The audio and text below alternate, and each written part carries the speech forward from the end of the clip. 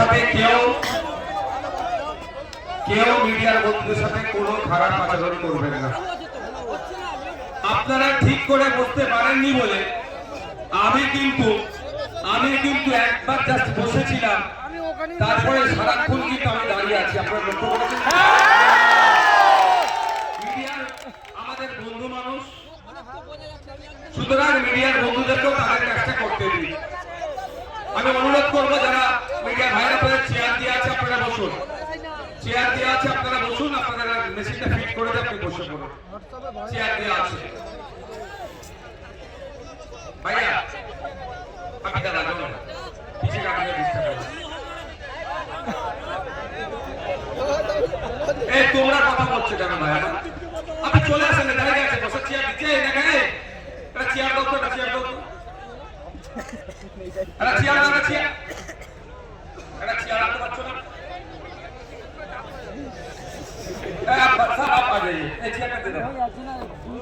একটা চেয়ার দুজনে ধরলে ভয়তে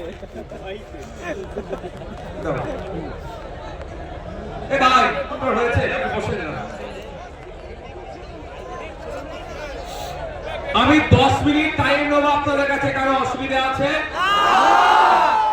10 মিনিট ধৈর্য ধরতে পারবেন তো? আমার পূর্বেকার বক্তারা আজকের এই অধিকার মহাসমাবেশ নিয়ে তাদের জ্ঞান গর্ব আলোচনা করেছেন। কেন আজকে আমরা শহীদ মিনারের ময়দানে এসে উপস্থিত হয়েছি আমাদের অধিকারের জন্য, সেই বিষয়ে তারা দীর্ঘক্ষণ চর্চা করেছে। আমি আপনাদের কিঞ্চিত বলবো, সাথে 2026-এর বার্তা আমরা দেব যে আগামী নির্বাচনে আমরা কি চাইছি, কি করতে চাইছি, সেটা এখানে যারা হাজার হাজার মানুষ উপস্থিত হয়েছে এই বার্তা নিয়ে গিয়ে পাড়াতে পাড়াতে, মহল্লাতে মহল্লাতে, বুথে বুথে, চায়ের দোকান থেকে শুরু করে পাড়ার লোকে যে যেখানে, খেলার ময়দানে যে যেখানে থাকে, এই বার্তাটা আমাদের পৌঁছে দিতে হবে। আইএসএফ এর বার্তাকে আমাদের আইএসএফ এর লক্ষ্য উদ্দেশ্য কি? আইএসএফ এর লক্ষ্য উদ্দেশ্য হচ্ছে যে সমাজ ব্যবস্থার পরিবর্তন করতে হবে। এক মফস্বল এলাকার মানুষ, সুন্দরবনের মানুষ, দার্জিলিং এর মানুষ, দিনাজপুরের মানুষ, মালদার মানুষ, বাঁকুড়ার মানুষ, বীরভূমের মানুষ, হুগলির প্রত্যন্ত গ্রামের একটি মানুষ আপনার ট্রিটমেন্ট করতে গিয়ে কলকাতার সরকারি হসপিটালের দ্বারস্থ হতে হবে। Indian secular front alternative politics provide করছে। ইন্ডিয়ান সেকুলার ফ্রন্ট কল দিচ্ছে 2026 সালে যদি আমাদেরকে আপনারা সরকারে নিয়ে আসেন, আমরা এই 5 বছর একটা সরকার সময় পাই, 5 বছর 5টা জেলাতে আমরা কলকাতার পিজি, এনআরএস, আরজি করার মতো স্টার হসপিটাল আমরা বানিয়ে দেব। গ্রামের মানুষকে আর শহরে উপস্থিত হতে হবে না। আমরা বল দিচ্ছি আপনাদের, আজকে দেখলে দেখা যাবে শিক্ষা ব্যবস্থা তলানিতে চলে যাচ্ছে। 2012 থেকে 2024 এই সময়কালে পশ্চিমবাংলায় প্রায় 25,000 প্রাইমারি স্কুল বন্ধ হয়ে গিয়েছে। আজকে আমরা এই মঞ্চ থেকে ঘোষণা দিচ্ছি, শুধু বন্ধ হয়ে যাওয়া স্কুলগুলো চালু করা নয়, নতুন নতুন শিক্ষা প্রতিষ্ঠান হবে, কলেজ তৈরি হবে, নতুন নতুন শিক্ষা প্রতিষ্ঠান হবে, কলেজ তৈরি হবে, সাথে সাথে ইউনিভার্সিটিও তৈরি হবে। দুর্ভাগ্য আমাদের মুর্শিদাবাদ জেলা সারা ভারতবর্ষের পিছিয়ে থাকা জেলাগুলোর মধ্যে যদি আমরা খোঁজ করি একটা জেলা পাবো মুর্শিদাবাদ জেলা। সেই জেলাতে এখনো পর্যন্ত একটা ফুল ফ্লেজড ইউনিভার্সিটি দেখতে পাচ্ছি না। আমরা শুধু মুর্শিদাবাদ জেলা নয়, 10 লক্ষ 20 লক্ষ মানুষের গড়ে প্রতিটা জায়গায় আমরা সেই ইউনিভার্সিটি তৈরি করব।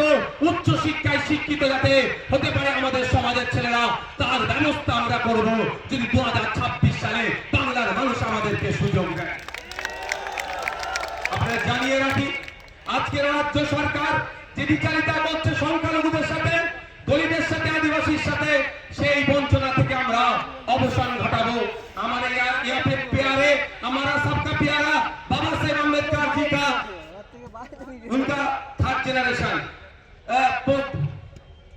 प्रकाश अम्बेडकर जी ऐसे चले गए। हम आपको बोलना चाहते हैं, बंगाल में जो अभी सरकार चल रहा है सिर्फ नाम का सरकार चल रहा है, आखिर में सर्कस चला रहा है। क्योंकि यहाँ पे के अनुसार से 22% दलित को जो जॉब मिलना चाहिए, लेकिन ऑफिशियल ये लोग 22% दलित को जॉब दे रहा है, लेकिन उसमें से 10% असली दलित नहीं है। फेक सर्टिफिकेट डाल के दलित का जहाँ है ये सरकार छीनना चाहते हैं। 22% असली जो दलित है उनको जॉब मिले, वही लड़ाई हम लोगों का है। यहाँ पे 6% रिजर्वेशन है एसटी कम्युनिटी के लिए। दुख की बात है बंगाल में 1 करोड़ आदिवासी नहीं है, लेकिन 1.5 करोड़ एसटी सर्टिफिकेट प्रोवाइड किया गया है। इसका मतलब यही होता है कि 6% जो है, जब उसमें से असली जो दलित असली जो आदिवासी है उनको नहीं मिल रहा है, उसको छोड़ के जो नॉन आदिवासी है, जो आदिवासी के जो संरक्षण है, जो रिजर्वेशन है, उसमें से वो लोग खा जा रहे हैं। तो हमारा मोच इस दिन आज यहाँ से ऐलान करना चाहते हैं, अगर हम लोग सत्ता में आएंगे 22% जो दलित के लिए जॉब है रिजर्वेशन उनको सही से मिलेगा, 6% जो आदिवासी के हैं वो मिलेगा। साथ में रंगनाथ मिश्रा जी का जो कमीशन है बैकवर्ड क्लास का, जो माइनॉरिटी मुस्लिम है उनका जो 10% देने के लिए बोला है, हम लोग देंगे। 100টা চাকরি হলে 10টা অনুগ্রহশালী মুসলমান চাকরি পাবে, 22টা দলিত চাকরি পাবে, 6 জন আদিবাসী পাবে প্রকৃত। এর ব্যবস্থা আমরা করব যদি 2026 সালে আমাদেরকে নিয়ে আসা হয়। আমরা এই মঞ্চ থেকে কি বলছি?